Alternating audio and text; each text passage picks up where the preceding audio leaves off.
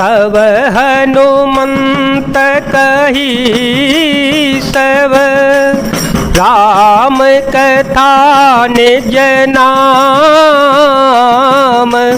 सुनत जोगल तन पुलक मन मगन सुमिरि गुण ग्राम।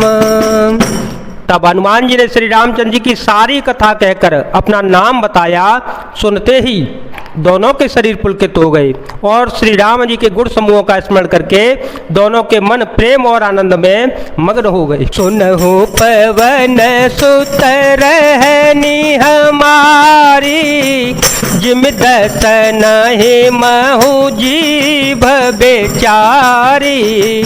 तात कबहु मोहि जानिया नाथा, करहि कृपा भानुकुल नाथा। तामस तनु कछु साधन नाही, तामस तनु कछु साधन नाही। तामस तनु कछु साधन नाही, प्रीति न पद सरोज मन माही। अब मोहे भाभरोस हनुमंता, बिनु हरे कृपा मिलहि नहीं संता। विभीषण जी ने कहा, हे पवन पुत्र मेरी रहनी सुनो। मैं यहाँ वैसे ही रहता हूँ जैसे दांतों के बीच में विचारी जीव। हे तात, मुझे अनाथ जानकर सूर्यकुल के नाथ श्री रामचंद्र जी क्या कभी मुझ पर भी कृपा करेंगे? मेरा तामसी राक्षसी शरीर होने से साधन तो कुछ बनता नहीं है और न मन में श्री रामचंद्र जी के चरण कमलों में ही प्रेम है।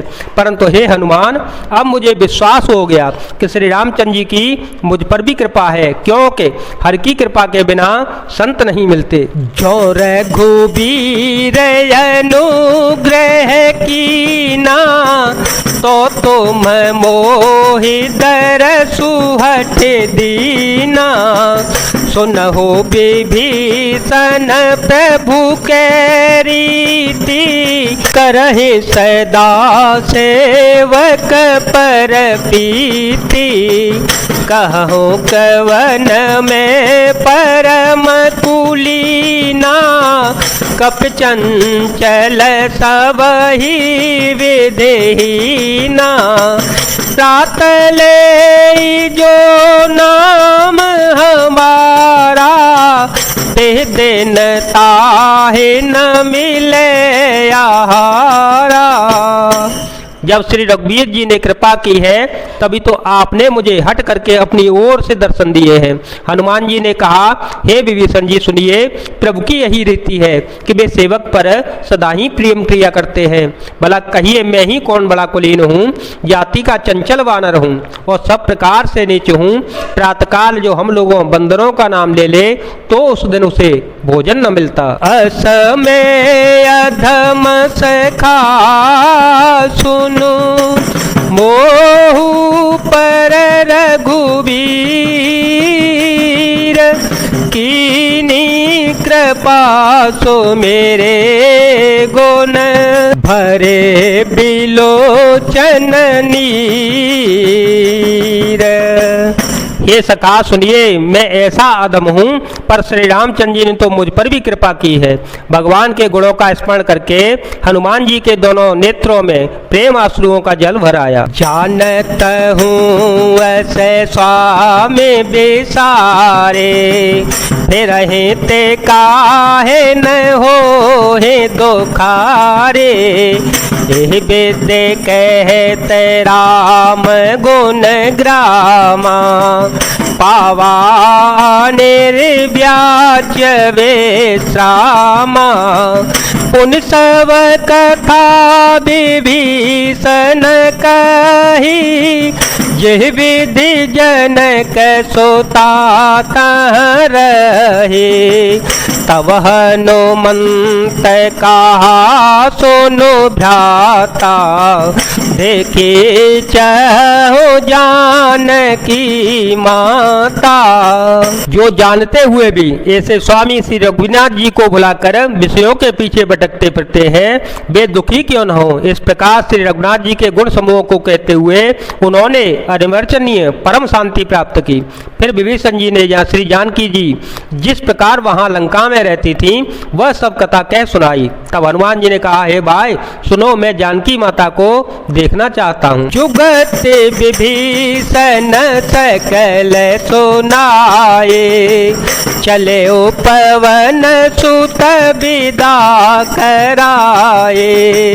कर सोए रूप गयो पुनि तहवा, बनय शोक सीता रह जवा। देखे मन हे महो के न प्रणामा, बैठे ही बीती जातन से जामा। कृतनु शीस जटाए कवैनी, जपते हृदय रघुपति गुण श्रेणी। विभीषण जी ने माता के दर्शन की सब युक्तियां उपाय कह सुनाई। तब हनुमान जी विदा लेकर चल पड़े। फिर वही पहले का सा मसक शरीरा रूप धरकर वह वहां गए जहां अशोक वन में जिस भाग में सीता जी रहती थी।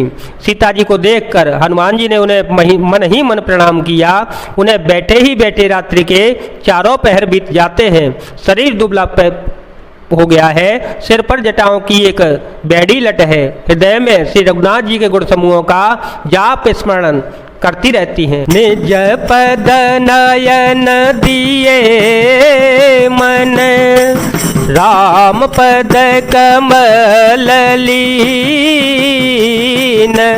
परम दुखी भा पवन सुत, देखी जानकी दीन। श्री जानकी जी नेत्रों को अपने चरणों में लगाए हुए हैं और नीचे की ओर देख रही हैं और मन श्री रामचंद्र जी के चरण कमलों में लीन है। जानकी जी को दीन दुखी देखकर पवन पुत्र हनुमान जी बहुत ही दुखी हो गए। तरु पलव महुरा लुकाए, तरु पलव महुरा लुकाए। करे विचार करो का भाए, तेह अवसर रावणो तहयावा।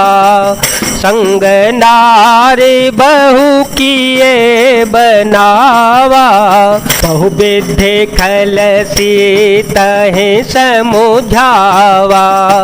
सामदान भय भेद देखावा, रावणो सुनो सुमुखी सयाने।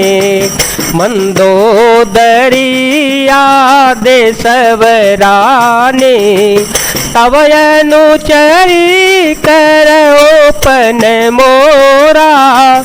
एक बार बिलो कुमम ओरा, तृण धरे ओट कहते बेदे। सुमिरे अवधपति परम स्नेही। हनुमान जी वृक्ष के पत्तों में छिप रहे और विचार करने लगे कि हे भाई क्या करूं, इनका दुख कैसे दूर करूं। उसी समय बहुत सी स्त्रियों को साथ लिए सज धज कर रावण वहां आ गया।